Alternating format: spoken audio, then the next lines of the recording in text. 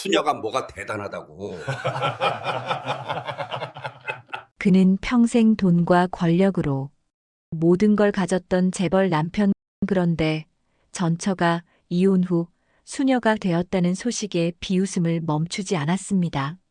수녀가 뭐가 대단하다고 그는 그렇게 멸시하며 친구들에게 자랑처럼 조롱했습니다. 하지만 그때 아무도 몰랐던 진실의 한 조각이 밝혀집니다. 사실 전처는 수녀가 되어 병든 사람들을 돌보고 도움이 필요한 이들을 위해 자신의 재산과 시간까지 바치고 있었습니다. 모두가 감탄할 정도의 헌신이었죠. 그리고 진실을 듣는 순간 그는 무릎 꿇고 오열했습니다. 평생 돈과 권력만으로 세상을 살던 그가 처음으로 진정한 감정을 마주한 순간이었습니다. 사연 시작 전에 구독, 좋아요 꼭 눌러주시고 어디에서 듣고 계시는지 댓글 남겨주세요. 나 강준혁은 대한민국에서 손꼽히는 자산가이자 건설업계의 젊은 거물로 통했습니다. 내 인생에 패배나 결핍이란 단어는 존재하지 않았습니다. 원하는 것은 무엇이든 돈으로 샀고 거추장스러운 것들은 권력으로 치워버렸습니다. 3년 전 내 곁을 지키던 전처 신혜수를 내쫓을 때도 그랬습니다. 가문의 품격을 떨어뜨린다는 어머니의 서슬 퍼런 꾸중과 내 비서였던 유채린의 은밀한 유혹 사이에서 나는 혜수를 아주 손쉽게 버렸습니다. 그녀는 눈물 한 방울 흘리지 않고 차가운 빗속으로 걸어나갔고 나는 그 뒷모습에 대고 다시는 내 눈앞에 나타나지 말라며 침을 뱉었습니다. 그로부터 3년이 흐른 오늘 나는 세상을 다 가진 기분으로 화려한 호텔 연회장에 서 있었습니다. 내 곁에는 승리의 전리품처럼 아름답게 치장한 유채린이 서 있었고 오늘은 우리가 정식으로 부부가 되는 재혼식 날이었습니다. 수억 원을 호가하는 샹들리에 아래에서 정재계 인사들의 축복이 쏟아졌습니다. 술기운과 오만함에 취해갈 무렵 친구 하나가 잔을 들고 다가와 묘한 웃음을 지으며 내 귀에 속삭였습니다. 야, 준혁아. 너 그 소식 들었냐? 내 전처 말이야. 신혜수. 이혼하고 나서 어디 갔나 했더니 수녀가 됐다더라. 그 말을 듣는 순간 나는 참지 못하고 폭소를 터뜨렸습니다. 수녀. 그 고지식하고 재미없는 여자가 결국 갈 데가 없어서 거길 기어들어갔단 말이야. 하긴 나 같은 남자한테 버림받았으니 속세에 미련이 남겠어? 평생 벽이나 보고 기도하며 살라지. 그게 딱 그 여자 수준이야. 나는 친구들 앞에서 혜수를 철저히 멸시하고 조롱했습니다. 세상 물정 모르는 여자의 한심한 선택이라며 그녀의 불행을 안주 삼아 웃음을 멈추지 않았습니다. 결혼식이 끝나고 며칠 뒤 나는 사업차 들른 교회의 한 무료 병원 근처에서 신호를 기다리고 있었습니다. 창밖으로 보이는 풍경은 재개발을 앞둔 황량한 빈민가였습니다. 낡은 건물들 사이로 허름한 수녀복을 입은 여인 하나가 보였습니다. 그녀는 자신의 몸집보다 훨씬 큰 보따리를 짊어진 채 길가에 쓰러진 노숙자의 곁에 무릎을 꿇고 앉아 있었습니다. 그 여자가 고개를 돌리는 순간 나는 심장이 바닥으로 떨어지는 기분을 느꼈습니다. 3년 전 내가 가차없이 내동댕이 쳤던 신혜수였습니다.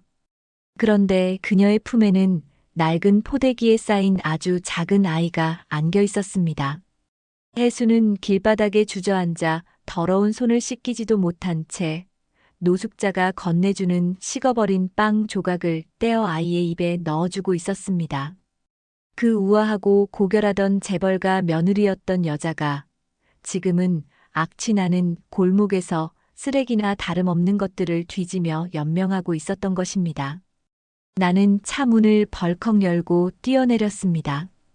이 상황이 도저히 믿기지 않았습니다. 신혜수, 너 여기서 지금 뭐 하는 거야? 수녀가 됐다더니 고작 이러고 살려고 나를 떠난 거야? 내 고함의 혜수는 소스라치게 놀라며 아이를 더 꽉 끌어안았습니다. 그녀의 눈동자에는 나에 대한 그리움도 원망도 없었습니다. 오직 짐승 같은 공포만이 가득했습니다.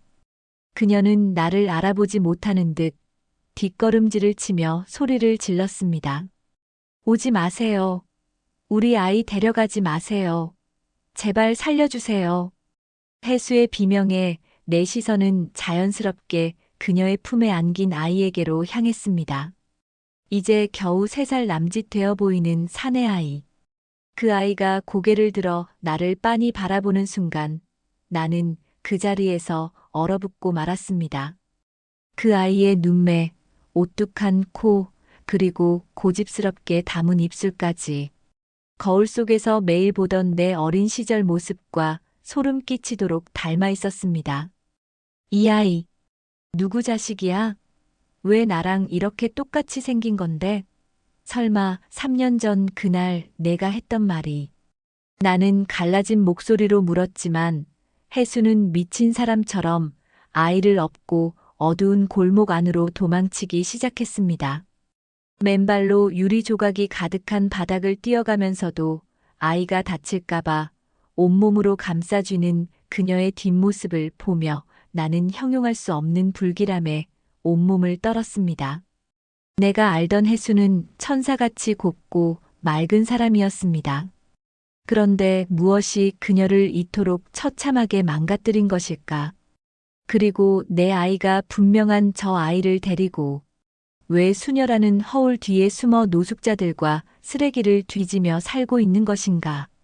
3년 전 내가 내뱉었던 차가운 말들과 그날 밤의 진실이 머릿속을 스쳐 지나가며 내 오만했던 세상이 균열을 일으키기 시작했습니다. 이제 한 남자의 오만이 불러온 비극을 씻어내기 위한, 그리고 감춰졌던 추악한 음모를 밝혀내기 위한 처절한 사투가 시작되려 하고 있었습니다. 골목 끝으로 사라진 해수의 뒷모습을 보며 나는 한참을 움직일 수 없었습니다. 내 심장은 갈비뼈를 뚫고 나올 듯 요동쳤고 손끝은 차갑게 식어 떨려왔습니다. 방금 본 그 아이의 눈망울이 머릿속을 떠나지 않았습니다. 나를 꼭 빼닮은 그 작은 생명과 짐승처럼 울부짖으며 도망치던 해수의 처참한 모습. 나는 곧장 차로 돌아가 가속 페달을 짓밟았습니다. 그리고 평소 신뢰하던 내 최측근 보안 팀장인 박민우에게 전화를 걸었습니다. 목소리는 떨림을 감추지 못하고 갈라져 나왔습니다. 민우야, 지금 당장 사람 풀어. 내가 보낸 좌표 주변 500m 이내를 샅샅이 뒤져. 아이를 업고 수녀복을 입은 여자를 찾아야 해. 무슨 일이 있어도 놓치지 마. 그날 밤 나는 한숨도 자지 못한 채 서재에서 위스키를 들이켰습니다. 3년 전 해수를 내쫓던 그 밤의 기억들이 파편처럼 날아와 꽂혔습니다. 그때 해수는 분명 내 바짓가랑이를 붙잡으며 임신했다는 말을 하려 했습니다. 하지만 내 옆에 있던 유채리는 교묘하게 웃으며 그녀를 밀쳐냈고 어머니는 어디서 근본 없는 핏줄을 내세워 동정을 사려 하느냐며 해수의 뺨을 내리쳤습니다. 나는 그 모든 광경을 방관하며 그녀를 외면했습니다. 만약 그때 그 말이 진실이었다면 오늘 본 그 아이는 길거리 쓰레기 더미가 아니라 이 화려한 저택의 주인이 되어 있어야 했습니다. 새벽 3시경 박 팀장에게서 연락이 왔습니다. 찾았습니다. 그런데 사장님 상태가 직접 보시는 게 좋을 것 같습니다. 나는 외투도 챙기지 못한 채 그가 알려준 장소로 달려갔습니다. 그곳은 곧 철거를 앞둔 재개발 구역의 폐가였습니다. 썩은 냄새가 진동하고 쥐들이 드나드는 그 음습한 공간이 해수가 머무는 곳이었습니다. 박 팀장은 조용히 입구에서 나를 가로막았습니다. 지금 안에서 잠든 것 같습니다. 사람들이 접근하면 비명을 지르며 발작을 일으키니 조심하셔야 합니다. 나는 숨을 죽이고 문틈 사이로 안을 들여다보았습니다. 전등조차 들어오지 않는 어두운 방 안, 낡은 신문지를 겹겹이 깔고 혜수가 아이를 품에 꼭 안은 채 웅크리고 있었습니다. 낮에 보았던 수녀복은 군데군데 찢겨 있었고 그녀의 맨발은 추위에 보라색으로 변해 있었습니다. 혜수는 잠결에도 아이가 추울까봐 자신의 얇은 옷가지를 벗어 아이를 덮어주고 있었습니다. 아이는 혜수의 품에서 곤히 잠들어 있었는데 그 평온한 얼굴이 내 어린 시절 앨범 속 사진과 겹쳐 보여 가슴이 찢어지는 듯한 통증이 느껴졌습니다. 나는 조심스럽게 방 안으로 발을 들였습니다. 삐걱거리는 마룻바닥 소리에 혜수가 화들짝 놀라며 눈을 떴습니다. 그녀의 눈에 비친 것은 반가움이 아니라 생존을 위한 처절한 공포였습니다. 혜수는 옆에 있던 깨진 유리 조각을 집어들고 나를 향해 휘둘렀습니다. 오지 마. 우리 아이 안 줄 거야. 저리 가. 그녀의 목소리는 쇳소리가 섞여 있었고 나를 전혀 알아보지 못하는 눈치였습니다. 3년 전 우아하게 차를 마시며 나에게 미소 짓던 그 신혜수는 어디에도 없었습니다. 오직 새끼를 지키려는 상처 입은 짐승만이 내 앞에 있었습니다. 혜수야, 나야. 준혁이 오빠야. 제발 정신 좀 차려봐. 내가 다가가려 하자 혜수는 아이를 들쳐 업고 구석으로 몸을 피했습니다. 준혁? 그 사람은 죽었어. 나를 죽이려고 했단 말이야. 당신도 그 사람들이 보냈지? 우리 아이 뺏으려고 온 거지. 혜수의 말 한마디 한마디가 내 심장에 비수를 꽂았습니다. 나를 죽이려고 했다니 내가 보냈다는 말은 또 무슨 뜻인가. 나는 그녀를 내쫓긴 했지만 죽이려 한 적은 없었습니다. 무언가 내가 모르는 거대한 음모가 3년 전 그날부터 시작되었음을 직감했습니다. 나는 일단 그녀를 자극하지 않기 위해 밖으로 나왔습니다. 그리고 박 팀장에게 명령했습니다. 내일 아침까지 이 주변에 경비 인력을 배치해. 아무도 이 폐가 근처에 접근하지 못하게 해. 그리고 유전자 검사 키트 가져와. 저 아이와 내 관계를 확실히 확인해야겠어. 나는 혜수가 잠시 방심한 틈을 타 아이의 머리카락 몇 가닥을 조심스럽게 수거했습니다. 떨리는 손으로 채취한 머리카락을 봉투에 넣으며 나는 기도했습니다. 만약 저 아이가 내 아들이라면 나는 내 인생을 걸고 이 비극을 만든 자들에게 복수하겠다고 말입니다. 다음 날 아침 나는 유전자 검사 기관을 찾아 긴급 검사를 의뢰했습니다. 결과가 나오기까지 24시간. 그 시간은 내 인생에서 가장 긴 지옥이 될 것 같았습니다. 사무실로 돌아온 나를 맞이한 것은 새로 결혼한 아내 유채린이었습니다. 그녀는 화사한 원피스를 입고 내 책상 위에 커피를 내려놓으며 웃었습니다. 준혁 씨, 어제 어디 갔었어? 밤새 연락도 안 되고 걱정했잖아. 그녀의 그 가식적인 미소를 보는 순간 속에서 역겨움이 치밀어 올랐습니다. 나는 그녀의 손을 거칠게 뿌리쳤습니다. 출장일이 좀 꼬여서 그랬어. 나가봐. 혼자 있고 싶어. 채린의 얼굴에 당혹감이 스쳤지만 이내 날카로운 눈빛으로 나를 살피더니 밖으로 나갔습니다. 나는 그녀가 나간 문을 노려보며 김 비서를 불렀습니다. 3년 전 신혜수가 쫓겨나던 날의 블랙박스랑 CCTV 기록 다시 다 찾아내. 그리고 당시 그녀의 외도를 보고했던 사설 탐정놈, 지금 당장 내 앞으로 끌고 와. 3년 전 나는 혜수가 내 친구와 호텔에 들어가는 사진을 보고 그녀를 내쫓았습니다. 하지만 이제 그 모든 증거가 조작되었을지도 모른다는 의심이 확신으로 변하고 있었습니다. 검사 결과가 나오기 몇 시간 전, 김 비서가 충격적인 보고를 가져왔습니다. 3년 전 혜수의 외도를 증언했던 탐정이 이미 해외로 도피했다는 소식이었습니다. 누군가 미리 손을 써서 그의 입을 막으려 한 것이 분명했습니다. 그리고 그 탐정의 계좌로 거액의 돈을 송금한 명의가 내 어머니의 비자금 계좌와 연결되어 있다는 사실이 밝혀졌습니다. 내 눈앞이 캄캄해졌습니다. 내 어머니와 지금의 아내가 짜고 내 아이를 품은 전처를 노숙자로 몰아넣었단 말인가. 그때 검사기관에서 연락이 왔습니다. 강준영님, 검사 결과 나왔습니다. 부자관계 성립 확률 99.9%입니다. 전화를 끊은 나는 자리에 주저앉아 절규했습니다. 내 아들이었습니다. 3년 동안 쥐가 드나드는 폐가에서 쓰레기를 뒤지며 빵 조각을 먹던 그 아이가 바로 내 핏줄이었습니다. 나는 책상을 뒤엎으며 소리를 질렀습니다. 내가 무슨 짓을 한 거야? 내 아이를, 내 아내를 내 손으로 지옥에 쳐넣었어. 이제 후회는 늦었습니다. 내 오만이 불러온 이 비극의 끝에서 나는 칼을 갈기 시작했습니다. 내 가족을 짓밟은 어머니와 유채린, 그들을 절대로 용서하지 않겠노라고 다짐하며 나는 다시 그 폐가로 향했습니다. 유전자 검사 결과지를 손에 쥔 내 손은 멈추지 않고 떨렸습니다. 99.9%. 부정할 수 없는 진실이 종이 위에서 나를 비웃고 있었습니다.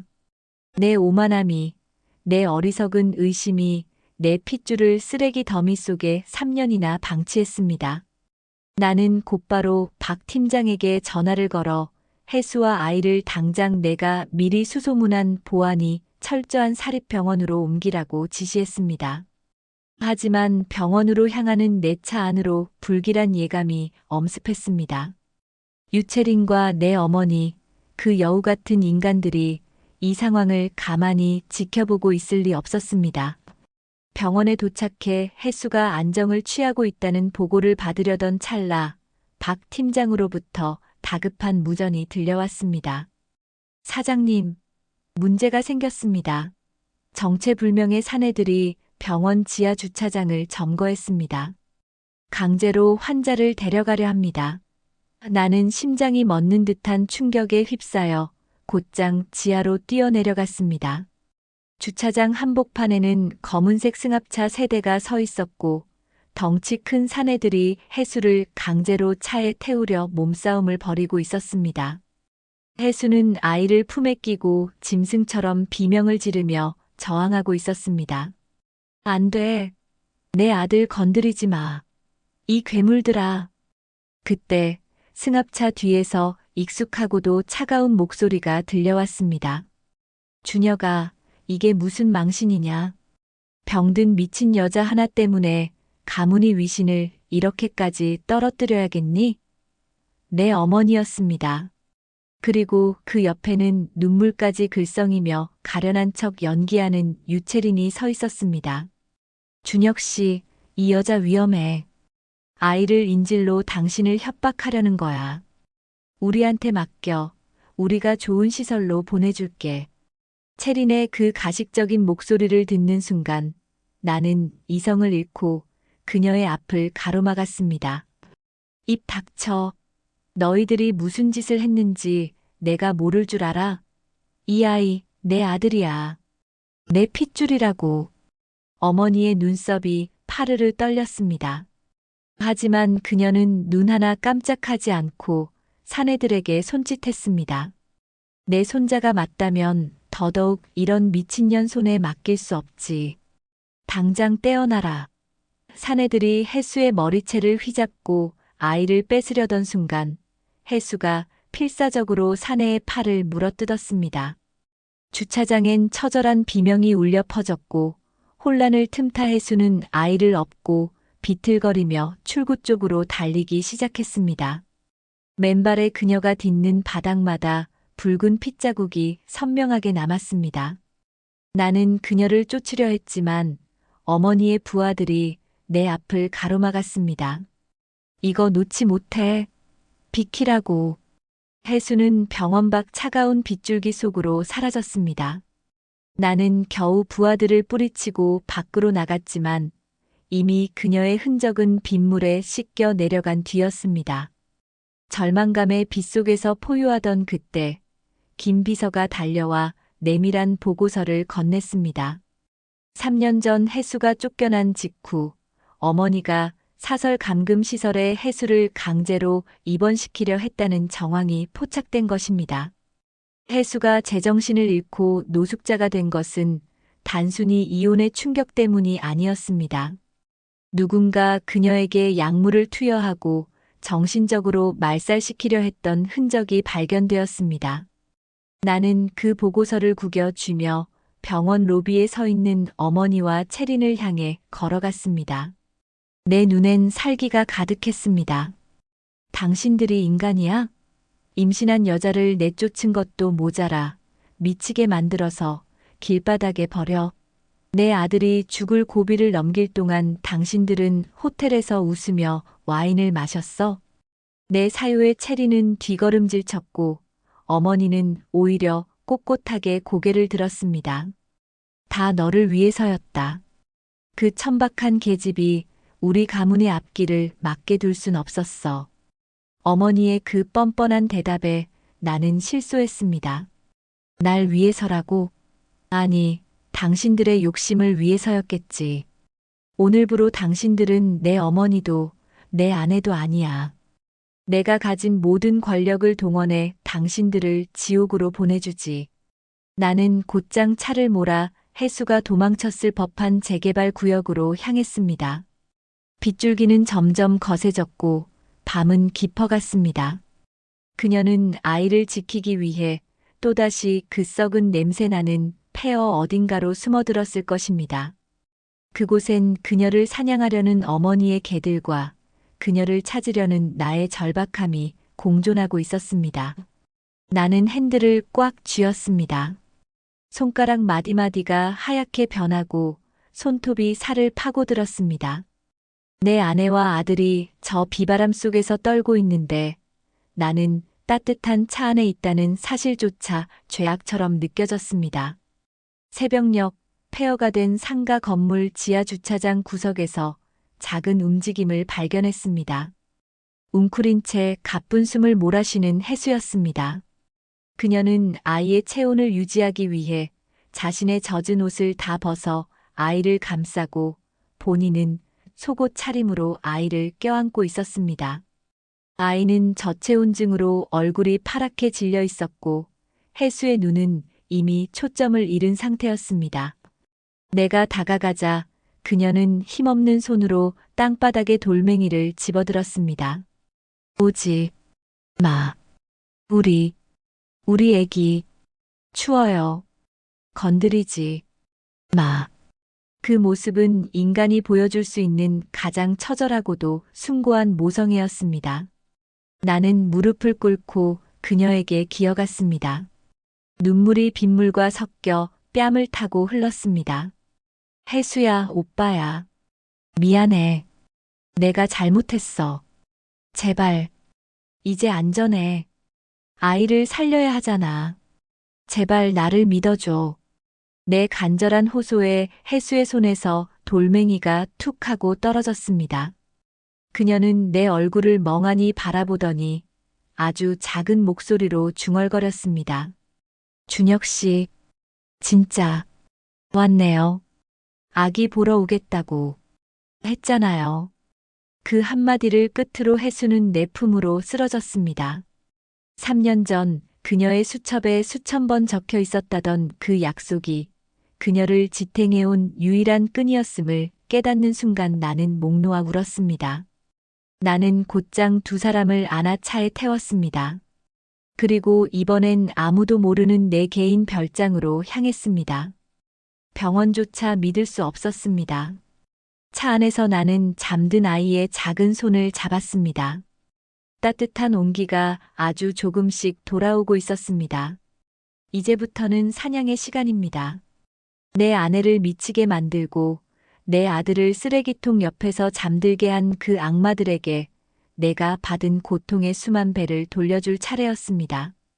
별장에 도착하자마자 나는 변호사와 사설정보팀을 소집했습니다. 준비해. 내일 아침 강준혁의 이름으로 모든 언론사에 제보한다. 재벌가 고부간의 살인 미수와 아동 학대, 그 추악한 진실을. 별장은 적막했지만 내 머릿속은 분노의 소음으로 가득했습니다. 해수는 고열에 신음하며 며칠째 깊은 잠과 발작을 반복했습니다. 의사는 그녀의 상태를 보고 혀를 내둘렀습니다. 영양실조는 물론이고 장기간 투여된 것으로 보이는 강력한 신경안정제 성분이 검출되었다는 보고였습니다. 누군가 그녀를 멀쩡한 정신으로 살 수 없게 조직적으로 망가뜨린 것이 확실했습니다. 나는 잠든 그녀의 머리맡에서 낡고 때자국이 가득한 수첩 하나를 발견했습니다. 노숙 생활 중에도 그녀가 생명처럼 품고 있었던 유일한 유품이었습니다. 수첩을 펼치자마자 나는 숨을 쉴 수 없었습니다. 그곳엔 정갈했던 그녀의 글씨가 갈수록 비뚤어지며 한 문장만을 반복하고 있었습니다. 준혁 씨가 아기 보러 오기로 했어. 3년 전 내가 그녀를 내쫓던 그날 밤 나는 비정하게도 내 뱃속에 있는 게 내 애라는 증거라도 있냐? 나와서 내 눈앞에 데려오든가. 라며 조소 섞인 막말을 내뱉었습니다. 그녀는 그 잔인한 말을 약속으로 믿고 제정신이 아닌 상태에서도 아이를 지키며 나를 기다렸던 것입니다. 수첩 뒷장으로 갈수록 피와 눈물 자국이 얼룩져 있었고 그 사이엔 내가 알지 못했던 3년 전의 퍼즐 조각들이 적혀 있었습니다. 3년 전 해수는 집을 나간 뒤 친정으로 가려 했지만 이미 내 어머니의 손길이 닿은 친정 부모님은 파산 직전의 위기에 몰려 딸을 외면해야만 했습니다. 갈 곳 없는 임신부를 사지로 몰아넣은 것은 유채린이었습니다. 수첩의 희미한 기록에 따르면 채린은 해수를 호텔로 유인해 가짜 불륜 사진을 찍게 한 것도 모자라 해수가 아이를 지우지 않겠다고 버티자 강제로 정신병원에 감금하려 했습니다. 해수는 그 지옥 같은 감금실에서 가까스로 도망쳐 나와 수녀원의 문을 두드렸지만 그녀를 추적하는 어머니의 부하들을 피해 결국 수녀복을 입은 채 거리로 숨어들어야 했던 것입니다. 나는 김 비서가 가져온 추가 보고서를 보며 책상을 내려쳤습니다. 해수의 부모님은 딸을 찾아 헤매다 1년 전 의문의 교통사고로 두 분 다 돌아가셨고 그들이 남긴 마지막 유산인 상속분조차 내 어머니가 서류를 조작해 가로챘다는 사실이 드러났습니다. 한 여자의 인생을 짓밟는 것으로 모자라 그 가족의 뿌리까지 뽑아버린 악마 같은 짓거리였습니다. 나는 떨리는 손으로 잠든 아이 희망이의 머리를 쓰다듬었습니다. 이 아이는 길바닥에서 태어나 엄마의 눈물과 빵 조각으로 연명하며 3년을 버텼습니다. 재벌가의 장손으로 태어났어야 할 아이가 노숙자들의 품에서 자라는 동안 나는 그 아이를 버린 여자들과 웃으며 살고 있었습니다. 그때 거실에서 날카로운 비명소리가 들려왔습니다. 잠에서 깨어난 해수가 발작을 시작한 것이었습니다. 그녀는 환각을 보는지 허공을 향해 손을 휘두르며 울부짖었습니다. 잘못했어요. 아이만은 건드리지 마세요. 유 비서님, 제발요. 그녀가 외치는 이름은 지금의 내 아내, 유채린이었습니다. 나는 달려가 해수를 껴안았습니다. 해수야, 괜찮아. 나야 준혁이야. 이제 아무도 너 못 건드려. 내 목소리에 해수는 잠시 멈칫하더니 내 얼굴을 뚫어지게 바라보았습니다. 그리고는 내 뺨을 만지며 초점 없는 눈으로 물었습니다. 준혁 씨? 진짜 준혁 씨 맞아요? 우리 아기 보러 온 거예요? 나는 그녀를 품에 안고 오열했습니다. 응, 늦어서 미안해. 정말 미안해 해수야. 내가 다 죽일 놈이야. 해수는 아이처럼 내 품에 안겨 한참을 울다가 다시 깊은 잠에 빠져들었습니다. 의사는 기억이 돌아오는 과정에서 극심한 통증과 혼란이 동반될 것이라고 했습니다. 나는 해수의 손을 꼭 잡고 다짐했습니다. 그녀가 겪은 이 지옥 같은 3년의 시간을 유채린과 내 어머니에게 똑같이 돌려주겠다고. 단순히 감옥에 보내는 것으로는 부족했습니다. 그들이 가장 사랑하는 돈과 명예가 어떻게 무너지는지, 가장 비참한 밑바닥이 어떤 것인지 뼛속까지 느끼게 해줄 작정이었습니다. 다음 날 아침 나는 유채린에게 전화를 걸었습니다. 목소리는 최대한 평소와 다름없이 차갑고 무심하게 연기했습니다. 채린아, 나 어제 일은 미안했어. 회사 기밀 유출 문제로 좀 예민했네. 오늘 저녁에 어머니랑 같이 호텔 식당으로 와. 사과하고 싶어. 전화기 너머 채린의 의심스러운 숨소리가 들렸지만 이내 그녀는 교태 섞인 목소리로 답했습니다. 역시 준혁 씨뿐이야. 알겠어. 어머니 모시고 나갈게. 전화를 끊은 내 입가엔 잔인한 미소가 번졌습니다. 나는 김 비서에게 명령했습니다. 그 호텔 연회장 전체를 빌려. 그리고 언론사 기자들과 우리 회사 이사진들을 전부 초대해. 오늘 밤 대한민국에서 가장 고결한 척하던 두 여자의 가면을 전 국민 앞에서 벗겨버릴 거니까. 나는 혜수가 3년 동안 입었던 그해진 수녀복과 그녀가 쓰레기통 옆에서 주워 먹던 마른 빵 조각을 챙겼습니다. 그리고 혜수의 수첩에 적힌 피 맺힌 증거들을 영상으로 제작하기 시작했습니다. 사냥 준비는 끝났습니다. 이제 내가 차려놓은 화려한 식탁 위에서 그들이 어떤 피눈물을 흘리게 될지 기대하며 나는 별장을 나섰습니다. 호텔 연회장은 금색 조명과 화려한 꽃들로 가득 찼습니다. 내 어머니와 유채리는 세상에서 가장 고귀한 여왕이라도 된 양 값비싼 실크 드레스를 걸치고 앉아 우아하게 와인을 들이키고 있었습니다.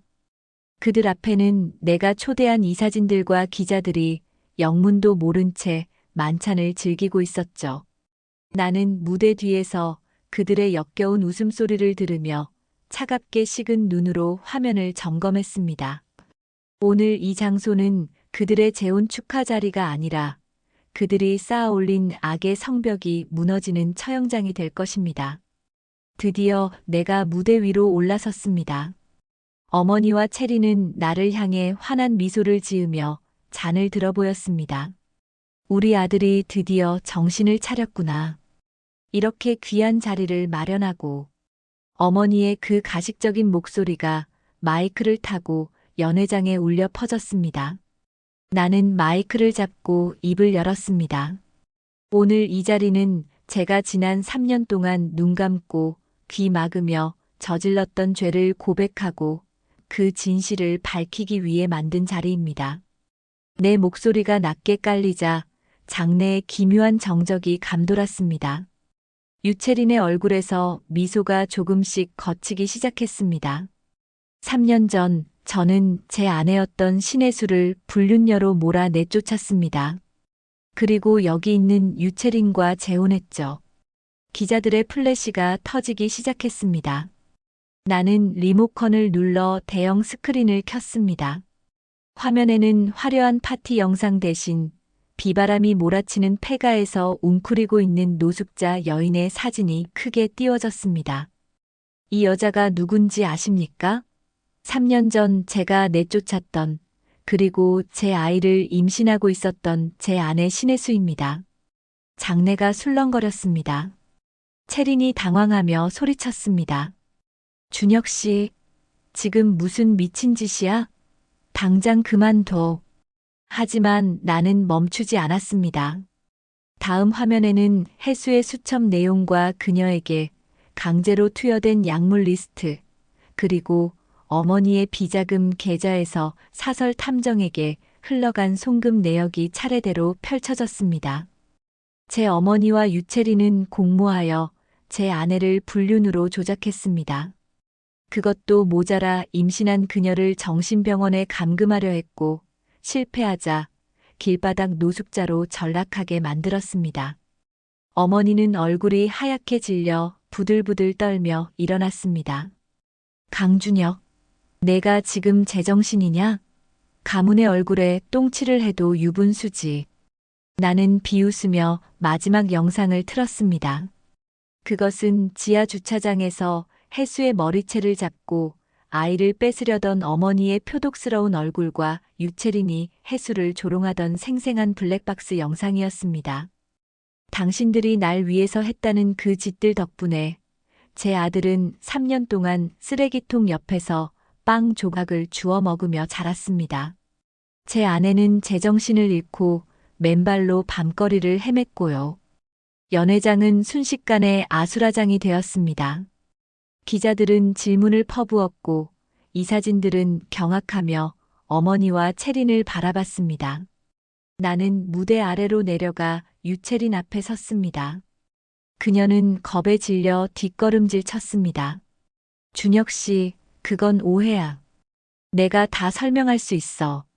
나는 그녀의 드레스 위에 내가 챙겨온 해수에 해진 수녀복과 곰팡이 핀 마른 빵 조각을 던졌습니다. 이게 내가 만든 진실이야. 내가 누린 그 화려한 생활은 해수의 피눈물로 세워진 거니까 이제 내 몸으로 다 갚아. 나는 그녀의 목소리를 뒤로하고 어머니를 보았습니다. 어머니, 당신이 가로챈 장인어른의 유산과 저지른 모든 문서, 위조 증거들 이미 검찰에 넘겼습니다. 이 호텔 문을 나가는 순간 당신을 기다리는 건 비단 시트가 아니라 차가운 철창일 겁니다. 말이 끝나기 무섭게 연회장 문이 열리며 검찰 수사관들이 들이닥쳤습니다. 박술래 씨, 유채린 씨, 사문서 위조 및 납치 감금 교사, 마약류 관리법 위반 혐의로 체포합니다. 수만 명의 눈앞에서 그들의 손목에 수갑이 채워졌습니다. 체리는 바닥에 주저앉아 비명을 질렀고 어머니는 끝까지 내가 누군 줄 알고 이러느냐며 고함을 쳤습니다. 나는 그들의 추악한 뒷모습을 보며 마지막으로 말했습니다. 당신들이 해수에게 했던 것처럼 세상 가장 밑바닥에서 당신들이 저지른 죄를 곱씹으며 죽어가길 바랍니다. 연회장을 빠져나오는 내 뒤로 수많은 카메라 불빛이 쏟아졌지만 나는 뒤돌아보지 않았습니다. 내 머릿속엔 오직 별장에서 나를 기다리고 있을 해수와 희망이 뿐이었습니다. 이제 악마들은 처단되었습니다. 하지만 해수의 깨진 마음을 치유하고 내 아들에게 잃어버린 3년을 돌려주는 일은 이제부터 시작이었습니다. 나는 차에 올라타 별장으로 향하며 김 비서에게 지시했습니다. 회사 모든 지분은 전문 경영인에게 맡길 준비해. 난 당분간 세상에서 사라질 거니까. 내 오만이 불러온 이 비극을 씻기 위해 나는 기꺼이 나의 모든 것을 버릴 준비가 되어 있었습니다. 어머니와 유채린이 수갑을 찬 채 끌려가는 모습을 뒤로하고 나는 한달음에 별장으로 돌아왔습니다. 세상은 나를 파격적인 복수를 감행한 재벌가 아들로 떠들어댔지만 내 안의 오만함은 죽고 오직 처절한 속죄만이 남았습니다. 하지만 별장의 문을 연 순간 나를 맞이한 것은 승리의 쾌감이 아닌 찢어지는 듯한 비명이었습니다. 해수가 다시 발작을 시작한 것이었습니다. 그녀는 거실 한복판에서 머리를 감싸쥐고 몸부림치고 있었습니다. 기억이 돌아오는 고통은 독한 약물보다 더 잔인하게 그녀의 신경계를 갉아먹고 있었습니다. 해수야, 나야, 정신 차려. 내가 그녀를 안으려 하자 해수는 내 눈을 뚫어지게 바라보더니 미친 듯이 나를 밀쳐냈습니다. 당신도 똑같아. 그 여자랑 같이 나를 가둔 사람이잖아. 우리 아기 어디 있어? 내 아기 내놔. 그녀의 눈동자는 공포와 증오로 번뜩였습니다. 3년 전 내가 그녀를 외면했던 그 마지막 순간의 기억이 돌아온 모양이었습니다. 나는 그녀의 매몰찬 손길에 밀려 바닥에 고꾸라졌지만 다시 기어가 그녀의 다리를 붙잡았습니다.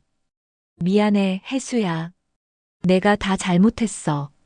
그때 내가 미쳤었어. 제발 나 좀 봐줘. 하지만 해수의 기억은 뒤틀려 있었습니다. 3년 동안 길바닥에서 겪은 수많은 폭력과 멸시가 내 얼굴 위로 겹쳐 보였던 것입니다. 그녀는 식탁 위에 있던 꽃병을 던졌고 파편이 내 이마를 스쳐 피가 흘러내렸습니다. 소동의 잠에서 깬 희망이가 방에서 나왔습니다. 엄마, 아빠. 아이의 떨리는 목소리에 혜수가 멈춰 섰습니다. 그녀는 피를 흘리는 나를 한 번, 떨고 있는 아이를 한 번 보더니 갑자기 털썩 주저앉아 짐승처럼 울기 시작했습니다. 미안해. 엄마가 미안해. 희망아, 여기는 지옥이야. 우리 다시 도망가야 해. 저 사람이 우리를 또 버릴 거야. 나는 피를 닦을 생각도 못한 채 아이를 안아 혜수의 품에 넣어주었습니다. 아니야, 혜수야. 이제 도망가지 않아도 돼. 여기가 우리 집이야. 아이의 작은 손이 혜수의 얼굴을 만지자 그녀의 거친 호흡이 조금씩 잦아들었습니다. 의사는 혜수의 상태가 해리성 기억 상실과 외상 후 스트레스 장애가 섞인 복합적인 상태라고 진단했습니다. 기억이 부분적으로 돌아오면서 현실과 과거의 고통을 구분하지 못하는 상태였죠. 나는 그날 이후 회사의 모든 업무를 부사장에게 위임하고 별장 지하에 작은 치료실을 만들었습니다. 나는 매일 아침 혜수의 발을 씻겨주었습니다. 굳은 살이 박이고 흉터가 가득한 그 발을 만질 때마다 가슴이 저며왔습니다. 처음엔 내 손길이 닿기만 해도 소스라치게 놀라던 혜수도 한 달이 지나자 조금씩 내 손길을 받아들였습니다. 나는 그녀에게 아무것도 강요하지 않았습니다. 그저 그녀가 좋아하는 꽃을 정원에 심고 그녀가 쓰레기통 옆에서 먹었던 마른 빵 대신 세상에서 가장 부드러운 빵을 직접 구워내 놓았습니다. 가끔 제정신이 돌아온 혜수가 나를 보며 왜 이렇게까지 해요? 라고 물으면 나는 말없이 그녀의 손등에 입을 맞추었습니다. 내가 견딘 3년에 비하면 이건 아무것도 아니니까. 그러던 어느 날 혜수의 친오빠인 강승현이 별장을 찾아왔습니다. 그는 3년 전 내 어머니의 협박과 가문의 파산 위기 때문에 동생을 지키지 못했다는 자책감에 폐인처럼 지내고 있었습니다. 승현은 나를 보자마자 주먹을 날렸습니다. 이 나쁜 놈아, 내 동생을 이 지경으로 만들어 놓고 이제 와서 선한 척이야? 나는 피하지 않고 그의 주먹을 다 받아냈습니다. 더 때리십시오. 형님 손이 부러질 때까지 맞아도 제 죄는 안 씻깁니다. 나의 태도에 승현은 자리에 주저앉아 통곡했습니다. 우리는 거실에서 혜수가 잠든 방을 바라보며 함께 울었습니다. 승현은 혜수의 부모님이 돌아가시기 전 남긴 유품들을 가져왔습니다. 낡은 사진첩과 혜수가 어릴 적 아끼던 인형들이었습니다. 우리는 그 유품들을 혜수의 방에 하나씩 배치했습니다. 잃어버린 기억의 조각들을 물리적인 증거로 채워주기 위함이었습니다. 다음 날 아침 잠에서 깬 혜수가 방을 둘러보더니 어릴 적 인형을 집어들었습니다. 그녀의 눈에 맑은 눈물이 고였습니다. 이거 우리 아빠가 사준 건데. 그녀의 목소리는 더 이상 갈라지지 않았습니다. 기억의 둑이 드디어 터진 것이었습니다. 혜수는 그날 밤 나를 불러 앉혔습니다. 그녀의 눈빛은 예전의 그 총명하고 맑은 혜수로 돌아와 있었습니다. 하지만 그 눈빛 속에 담긴 슬픔은 너무도 깊어 보였습니다. 준혁 씨, 다 기억났어요. 당신이 나를 밀어냈던 그날 밤부터 차가운 빛 속에서 희망이를 낳았던 그 다리 밑의 공포까지. 전부 다요. 나는 고개를 숙였습니다. 그녀의 용서가 두려웠고 동시에 간절했습니다. 나를 용서하지 마. 평생 미워하고 저주해도 좋아. 하지만 제발 내 곁에만 있게 해줘. 혜수는 긴 침묵 끝에 내 손을 잡았습니다. 그녀의 손은 아직 차가웠지만 아주 미세한 온기가 느껴졌습니다. 용서는 아직 못하겠어요. 하지만 희망이에게 아빠를 뺏고 싶지는 않아요. 당신이 지은 죄, 당신이 만든 이 비극을 평생 우리 옆에서 속죄하며 갚으세요. 죽을 때까지 도망가지 말고. 그것은 용서보다 더 무거운 형벌이었지만 나에겐 세상 그 무엇보다 값진 구원이었습니다. 나는 그녀의 무릎에 얼굴을 묻고 소리내어 울었습니다. 이제야 겨우 우리 세 사람의 진짜 시간이 흐르기 시작한 것 같았습니다. 하지만 우리의 시련은 여기서 끝이 아니었습니다. 감옥에 갇힌 유채린과 어머니가 최후의 발악을 준비하고 있다는 소식이 김 비서를 통해 전해졌습니다. 그들은 자신들의 형량을 줄이기 위해 그리고 나를 파멸시키기 위해 해수의 정신병력을 이용해 아이의 양육권을 뺏으려는 파렴치한 소송을 제기했습니다. 나는 차갑게 미소 지었습니다. 아직도 정신을 못 차렸군. 그들이 가진 마지막 한 조각의 희망까지 짓밟아줄 때가 됐어. 나는 다시금 칼을 갈았습니다. 이번엔 방어가 아닌 그들을 영원히 매장하기 위한 완벽한 공격을 준비하며 말입니다. 감옥에 갇혀서도 그들의 탐욕은 멈추지 않았습니다. 내 어머니와 유채리는 대형 로펌의 변호사들을 동원해 추악한 반격을 시작했습니다. 그들은 해수의 정신병력과 노숙 생활을 빌미로 삼았습니다. 정신적으로 불안정하고 쓰레기통을 뒤지던 여자에게 재벌가의 핏줄을 맡길 수 없다는 논리였습니다. 그들은 해수를 다시금 미친 여자로 낙인 찍어 희망이를 빼앗아 가려 했습니다. 아이를 인질로 삼아 형량을 조절하고 내 재산의 일부를 양육비 명목으로 뜯어내려는 마지막 발악이었습니다. 법정 안은 긴장감이 감돌았습니다. 휠체어를 타고 나타난 내 어머니는 기자들 앞에서 눈물을 훔치며 연기를 했습니다. 우리 손자가 불쌍해서 잠이 안 옵니다. 저런 비정상적인 엄마 밑에서 자라면 아이 인생이 망가집니다. 유채린 역시 초췌한 모습으로 피해자 코스프레를 하며 배를 가렸습니다. 유산기가 있다는 핑계로 동정심을 유발하려 한 것이죠. 나는 그들의 역겨운 연극을 지켜보며 해수의 손을 꽉 잡았습니다. 해수는 떨고 있었지만 눈빛만은 단단했습니다. 괜찮아, 해수야. 저들이 판 함정에 저들이 빠지게 될 거야. 상대 측 변호인이 공세를 퍼부었습니다. 해수가 노숙 시절 아이를 위험에 빠뜨렸던 사진들, 구걸을 하던 모습들을 증거라며 화면에 띄웠습니다. 재판장님, 이 여자는 아이를 돌볼 능력이 없습니다. 오히려 아동 학대에 가깝습니다. 법정 안이 술렁거렸습니다. 그때 내가 자리에서 일어났습니다. 재판장님, 피고 측이 주장하는 그 노숙 생활이 누구의 설계에 의해 만들어졌는지 보여주는 결정적인 증거를 제출하겠습니다.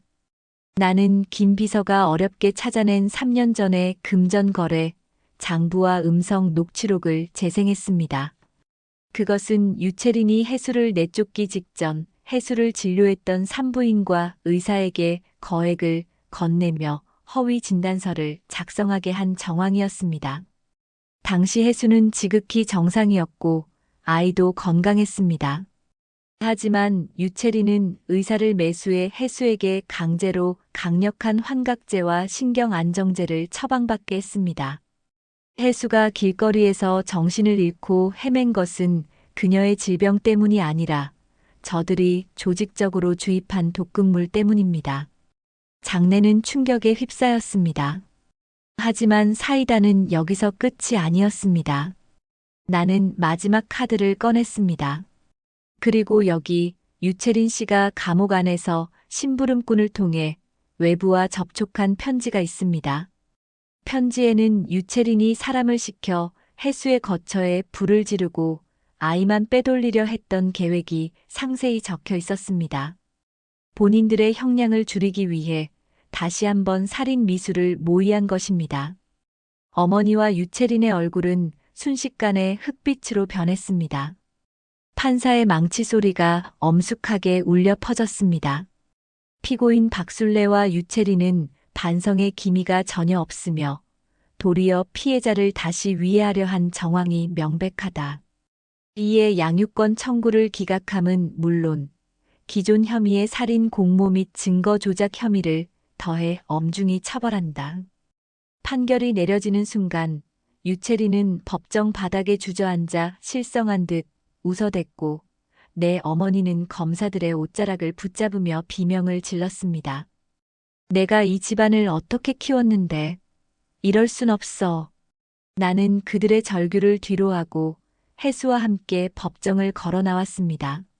쏟아지는 플래시 세례 속에서 나는 해수의 어깨를 감싸 안았습니다. 이제 법적인 싸움은 끝났습니다. 그들은 평생 빛이 들지 않는 곳에서 자신들이 지은 죄의 무게에 눌려 살아가게 될 것입니다. 해수는 밖으로 나와 눈부신 햇살을 받으며 깊은 숨을 내뱉었습니다. 준혁 씨, 이제야 숨이 쉬어져요.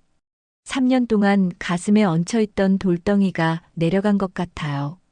우리는 그 길로 희망이가 기다리는 집으로 향했습니다.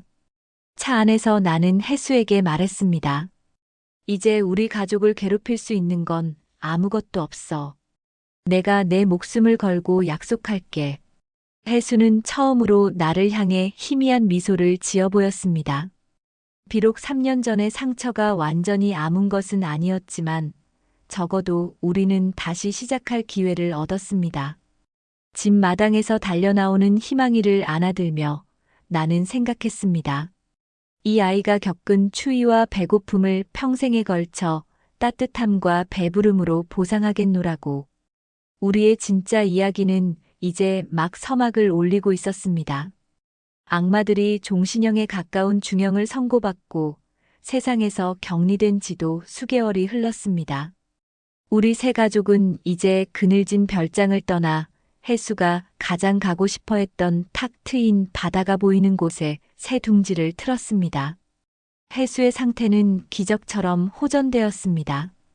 가끔 밤마다 악몽을 꾸며 식은땀을 흘리기도 하지만 그럴 때마다 내가 곁에서 그녀의 손을 잡고 이제 괜찮아, 내가 여기 있어라고 속삭여주면 해수는 다시 평온한 숨을 내쉬며 잠들곤 합니다. 나는 경영 일선에서 완전히 물러나 내 지분과 재산을 출연해 해수 재단을 설립했습니다. 3년 전 해수가 수녀복을 입고 노숙자들 틈에서 지내야 했던 그 아픈 기억을 이제는 같은 처지에 놓인 여성들을 위한 희망으로 바꾸기 위해서였습니다. 해수는 그곳에서 자신과 같은 상처를 입은 여성들을 상담하고 보살피는 일을 시작했습니다. 내가 겪어봤으니까요. 그 터널이 얼마나 어두운지, 누가 손만 잡아줘도 얼마나 큰 힘이 되는지. 해수는 이제 상담센터에서 빛의 여인이라 불리며 제2의 인생을 살고 있습니다. 그러던 어느 날 우리는 특별한 손님을 찾으러 나섰습니다. 3년 전 제정신이 아니었던 해수가 아이를 업고 거리를 헤맬 때 유일하게 자신의 빵 조각을 떼어주었던 백발의 노인을 찾기 위해서였습니다. 그분 역시 노숙 생활을 하던 분이었지만 가진 것 하나 없는 처지에서도 해수와 희망이에게 인간의 온기를 나누어 주었던 분입니다. 수소문 끝에 우리는 한 지하도 입구에서 추위에 떨고 있는 할아버지를 발견했습니다. 할아버지, 저 기억하시겠어요? 3년 전에 아이 업고 울던 여자예요. 해수가 무릎을 꿇고 노인의 거친 손을 잡았습니다. 노인은 흐릿한 눈으로 해수를 한참 바라보더니 이내 알아본 듯 눈물을 흘렸습니다. 아이고, 그 아가씨네. 살아있었구려. 아기는 잘 컸소? 나는 옆에서 지켜보며 코끝이 찡해졌습니다. 우리가 누렸던 화려한 저택의 사람들보다 이 길바닥의 노인이 훨씬 더 인간다웠던 것입니다. 나는 노인을 정중히 부축해 일으켰습니다. 할아버지, 저희와 함께 가시죠. 이제 춥지 않은 곳에서 따뜻한 밥 드시게 해드릴게요. 우리는 노인을 위해 최고급 시설을 갖춘 양로원 한 동을 아예 매입하여 그와 같은 처지의 노인들이 머물 수 있도록 조치했습니다. 노인은 연신 고맙다며 내 손을 잡았지만 고개를 숙여야 할 쪽은 나였습니다. 아닙니다, 할아버지. 그때 할아버지가 제 아내와 아들에게 건넨 빵 한 조각이 지금의 저희를 살렸습니다. 제가 평생을 갚아도 모자란 은혜입니다. 그날 저녁 집으로 돌아오는 길에 혜수는 내 어깨에 머리를 기대며 말했습니다. 준혁 씨, 이제야 진짜 행복이 뭔지 알 것 같아요. 남을 도우니까 내 상처도 치유되는 기분이에요. 희망이는 이제 유치원에 다니며 다른 아이들처럼 밝게 웃고 뛰어놉니다. 아이의 일기장에는 아빠는 슈퍼맨, 엄마는 천사라는 글귀가 적혀 있었습니다.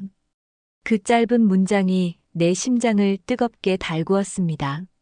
내가 한때 돈과 권력으로 사람들을 짓밟으며 얻었던 쾌락과는 비교도 할 수 없는 숭고한 기쁨이었습니다. 나는 혜수의 손을 꽉 잡으며 다짐했습니다. 다시는 이 따스한 손을 놓지 않겠다고, 우리가 받은 사랑을 세상에 돌려주며 평생 속죄하며 살겠다고 말입니다. 밤바다가 반짝이는 거실 소파에 앉아 우리는 함께 뉴스를 보았습니다. 유채린과 내 어머니가 수감 생활 중에도 서로를 원망하며 싸우다 독방에 처분되었다는 짤막한 소식이었습니다. 예전 같았으면 그들의 비참한 소식에 쾌감을 느꼈겠지만 지금의 나는 그저 무심하게 채널을 돌렸습니다. 그들은 이미 내 인생에서 지워진 존재들이었습니다. 내 눈앞에는 지금 나를 보며 미소 짓는 혜수와 내 무릎 위에서 잠든 아들이 있었습니다. 길고 어두웠던 3년의 터널을 지나 우리는 마침내 진짜 집에 도착한 것입니다. 바람이 제법 선선해진 주말, 우리 세 가족은 혜수의 부모님이 잠드신 산소를 찾았습니다. 3년 전 사위라는 놈이 제 손으로 아내를 내쫓는 바람에 딸의 생사조차 모르고 눈을 감으셨을 장인 장모님. 그분들의 묘비 앞에 서자 가슴 한구석이 다시금 저릿해졌습니다. 혜수는 정성스레 준비한 카네이션 한 다발을 놓으며 조용히 무릎을 꿇었습니다. 그녀의 눈가에 맺힌 이슬이 햇살에 반짝였습니다. 엄마, 아빠, 저 왔어요. 많이 늦었죠? 미안해. 혜수의 목소리는 떨렸지만 더 이상 예전처럼 위태롭지 않았습니다. 나 이제 정말 행복해. 걱정 안 해도 돼. 여기 희망이도 이렇게 건강하게 잘 컸어. 희망이는 엄마를 따라 고사리 같은 손을 모으고 묘비 앞에 인사를 올렸습니다. 할아버지, 할머니, 저 이제 축구도 잘하고 밥도 많이 먹어요. 아이의 맑은 목소리가 산기슭에 울려 퍼지자 마치 부모님이 대답이라도 하듯 부드러운 바람이 우리 주위를 감싸 안았습니다. 나는 그분들 앞에 깊이 절을 올렸습니다. 그리고 속으로 수천 번이고 되뇌었습니다. 아버님, 어머님, 제가 지은 죄, 평생 혜수와 희망이 행복하게 해주는 것으로 갚겠습니다. 두 분이 못다 주신 사랑까지 제가 다 채워주겠습니다. 부디 그곳에서는 편히 쉬십시오. 절을 마치고 일어서자 혜수의 오빠 승현 형님이 내 어깨를 툭 쳤습니다. 준혁아, 혜수 표정이 이렇게 밝아진 건 다 내 노력 덕분이다. 이제 정말 가족 같네. 형님의 그 한마디가 그 어떤 칭찬보다 무겁고 감사하게 다가왔습니다.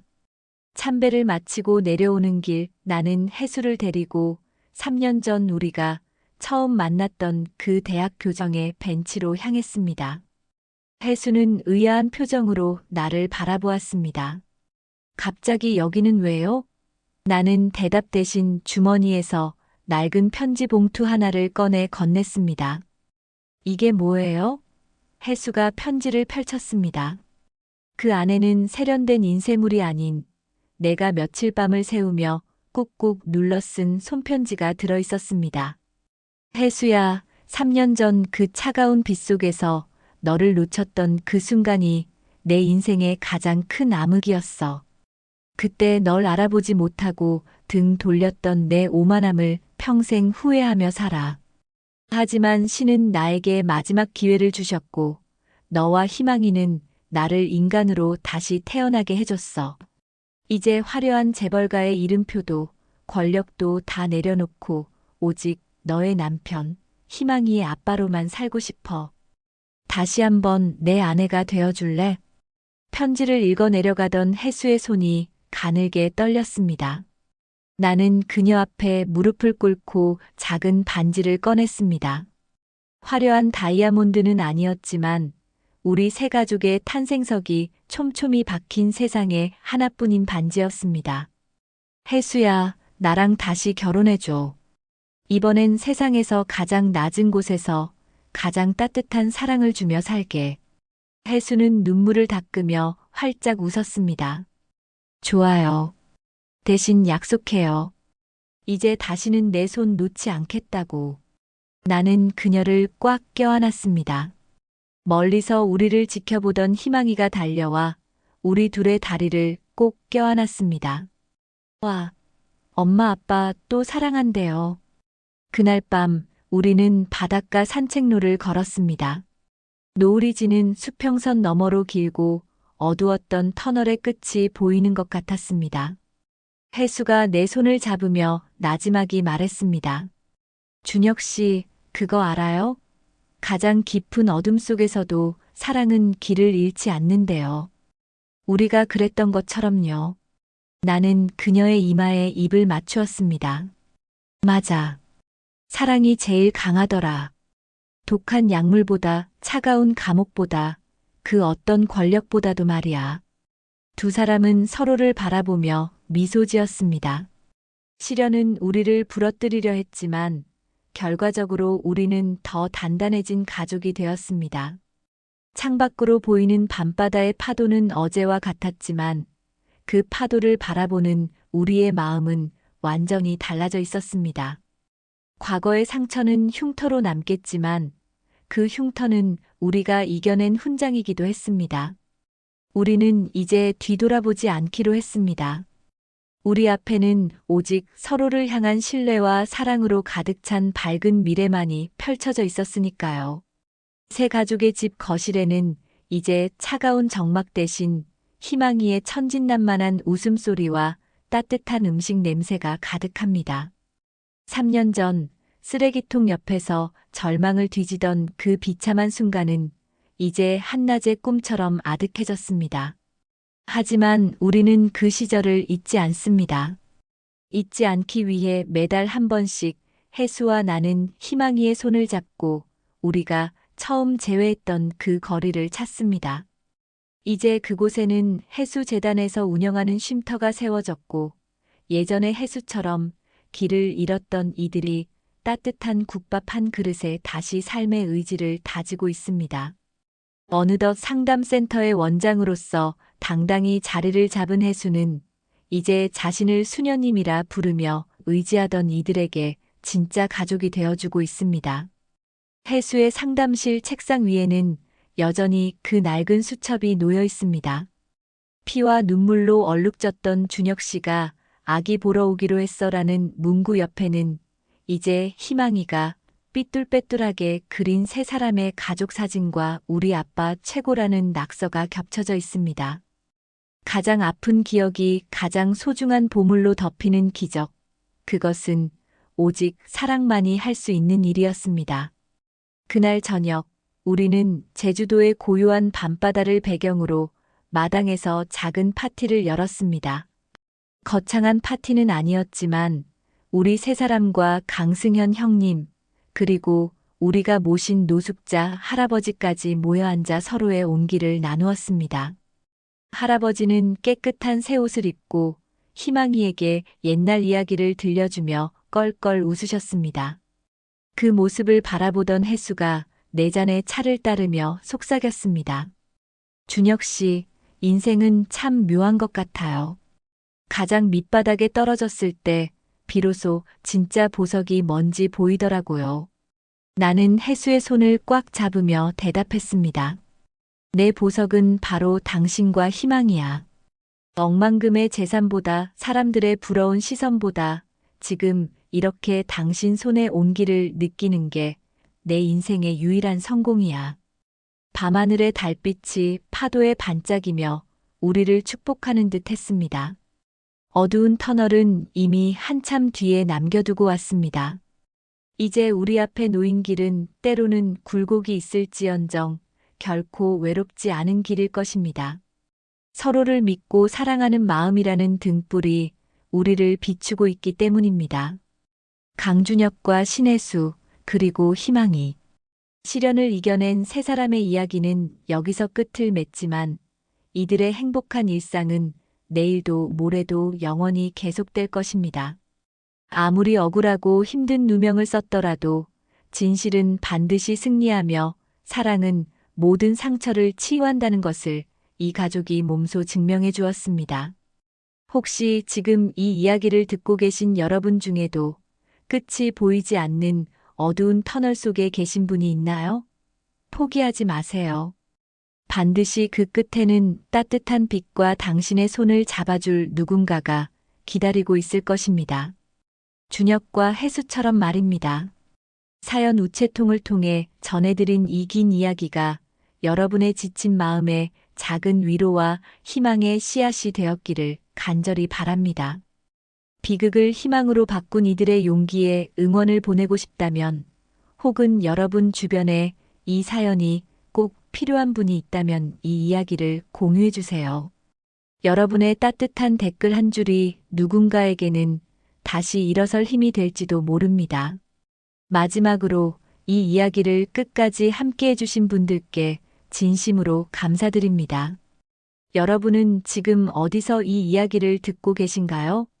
여러분이 계신 곳에도 지금 이 가족이 느끼는 따스한 행복이 가득하기를 빌겠습니다.